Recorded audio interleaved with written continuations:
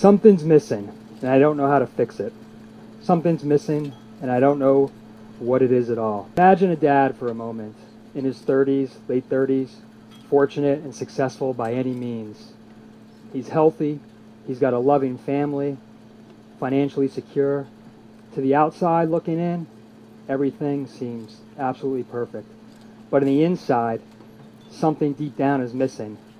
This dad is living that quote. One day, he's with his 4-year-old daughter. He takes her to gymnastics class.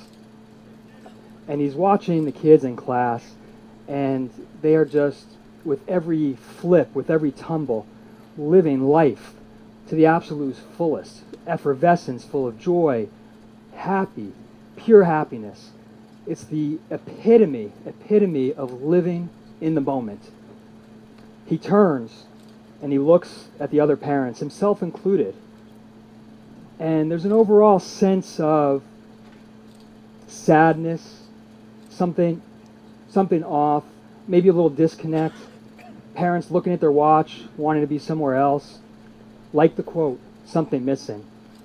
He looks between the parents and the kids, and he wonders what happens between childhood and adulthood. And he looks up, and he sees one simple quote on the wall. Attitude is everything. Something he's seen and heard 1,000,000 times in the past. We all have. But in that moment, it had impact. In that moment, he had an epiphany. This story is a true story. The guy is me.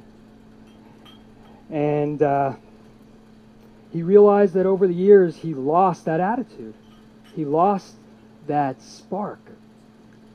So in that moment, the rejuvenation, the happiness, the joy, it started rushing in and coming back. He felt this spark of inspiration, just looking at these kids. And someone once asked the Dalai Lama a simple question: what surprised him most? His answer was, man. Man surprises me because he sacrifices his health in order to make money. Then he sacrifices money to recuperate his health. And then he is so anxious about the future that he does not enjoy the present. The result being that he does not live in the present or the future. He lives as if he never is going to die, and then he dies having never really lived. I thought, if I were to die tomorrow, what's my legacy? And then I thought about my daughters. What would they read at my eulogy? What would they read? And the answer came to me. My dad, he had this spark. He lit 1,000,000 fires. He was that sign on the wall. So in that moment, I was determined to be that sign on the wall to someone else, even if it was one person, just one. So Positively Positive was born. This was a little over a year ago. Now it's a Facebook page that has over 1,000,000 fans. At the time, I told my wife, I said, hey, Julie, I told her this crazy idea that I had about starting this. She looked at me, there was a pause, and she said, finally, after all those years of the self-help books and courses, something's finally going to pay off. We're born, we die, and in the middle is life. In the middle is that dash. You could call the dash whatever you want. You could call it being happy, being present, living life to the fullest. For now, I'll call it in the moment. And in that moment, that's where nothing's missing.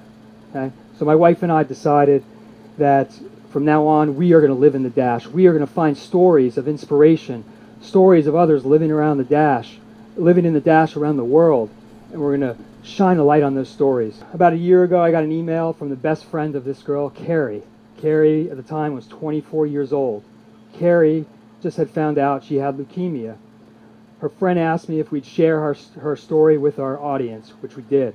And through that story, so much love, energy, compassion was spread and affected her life in a very positive way. Thousands of people were affected by her story of inspiration. Her blood type was B positive. Her motto of life was be positive. Up until the end, when she died 2 months ago, she was the epitome of being positive. Carrie lives in that dash, lived in that dash, lives and lived in that dash, and carries what inspires me today. Claire, who you met tonight. Claire's a 14-year-old girl with cystic fibrosis, born with it, has had more surgeries than we could fathom. Was in a coma last year for 17 days, and the doctors prepared her parents that she wasn't going to make it. Well, she did, obviously, and she is one of the most positive, inspiring people that I've ever met in my life. And she's very humble about it, but her mission, she says it, she's told me before, her mission is to help others find their calling and their purpose through her story. She lives a life that's bigger than her own. Claire lives in the dash. Claire's what inspires me. Bethany Hamilton. On a regular day, like any other day, she was surfing in Hawaii, practicing to be a pro surfer when she was 13 years old. Out of nowhere, her life changed immediately. She was attacked by a shark, lost her arm, and nearly died that day.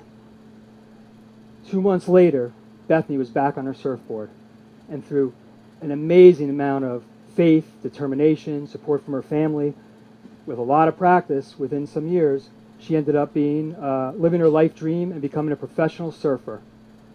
Today, she is the inspiration and the role model to millions.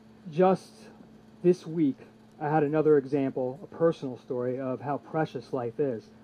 On Sunday, my dog was as healthy as can be.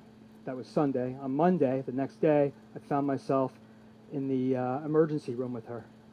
She had an acute case of anemia, and since then, she's still there now, but since then she's had several blood transfusions, and it's not a good prognosis, but through her, through my dog, it was like a wake-up call, and I saw literally all my friends and family who are close to me right in front of me, how life, it's just so precious. In any moment, it's there, you're healthy, and the next, you're on death's bed. And it was another one of those moments for me. And last night, I took my 5-year-old daughter, the same one who was with the gymnastics class, to go see our dog. And we're sitting there, my daughter sitting down, our dog Stella on her lap, and my daughter says, "Daddy, let's sing to Stella." I said, "Go ahead, you sing." She's like, no, Daddy, we both have to sing. It's going to make her feel happy." So in the middle of this vet's office, we're singing at the top of our lungs a song about love to our dog. And it was one of those, another spark of inspiration in that moment. And it was really fully living in the dash. Something, if I was there alone, that would have never happened.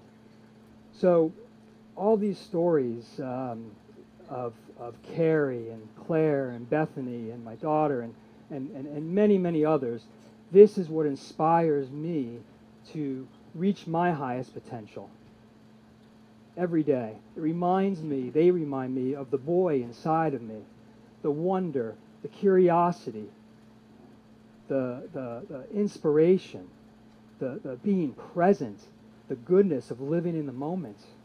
And we all have it inside of us. We all have it deep down. Sometimes we just need that spark.